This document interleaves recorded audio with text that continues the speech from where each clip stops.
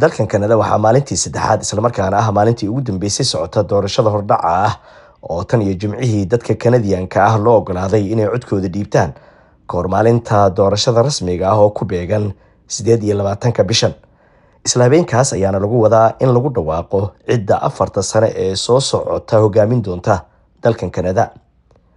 Labada hogaamiye ee xisbiyada Liberalka iyo Conservative-ka Mark Carney iyo Bolivier ayaa si dhow ugu tartamaya doorashadan walow loo badinayo guusha hogaamiyaha xisbiga Liberalka Mark Carney marka loo eego ra'yi ururinta dadweynaha ee ku aadan cidda ay u dooran lahaayeen ra'iisul wasaaraha dalkan.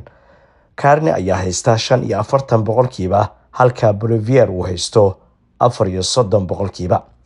Marka dhanka xisbiyada iyo ra'yi ururinta dadweynaha laga hadlayana xisbiga Liberalka wuxuu haystaa 43.2%, Conservative-ka ayaa isagana haysta 37.0%, halka xisbiga NDP ee uu hogaamiyo Jagmeet Singh uu haysto 10.5%.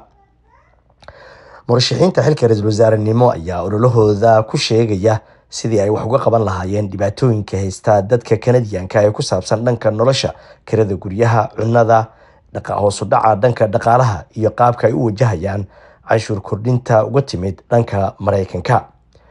Dhanka Soomaalida marka laga hadlayo, marka laga soo tago inay ka mid yihiin dadka sida aadka codkooda u dhiibanaya, haddana waxaa xaafadda York South Weston ee magaalada Toronto sharaxan Axmed Xuseen oo tan iyo 2015 soo ahaa xildhibaan isla markaana soo qabtay wasaarado kala duwan. Axmed Xuseen waxaa la tartamaya Louis James oo ka socda xisbiga NDP iyo Nicholas Pham oo ka socda xisbiga Conservative-ka.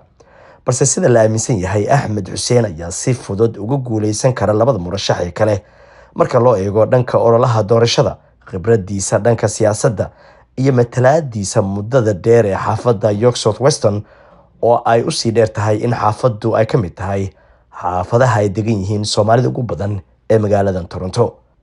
Doorashada kama dambeyska ah ayaa dhici doonta 28 bishan, waxaana ra'iisul wasaaraha la dooranayo horyaala arrimo badan oo ay ugu horeyso wada hadal lala galo Mareykanka ee ku saabsan cashuur kordhinta ama cashuurta dheeriga ah ee Trump ku soo rogay Kanada, wax ka qabashada nolosha iyo kirada guryaha ee sii qaaliyoobaya, arrimaha dhaqaalaha iyo soo galootiga iyo kaalinta Kanada ee la dagaalanka isbeddelka cimilada. Halkan ayaan idinku soo gudbin doonaa arrimaha la xiriira doorashada iyo doorka Soomaalida Kanada ee doorashooyinka. Intaan mar kale kulmi doono, sidaas iyo nabadgelyo.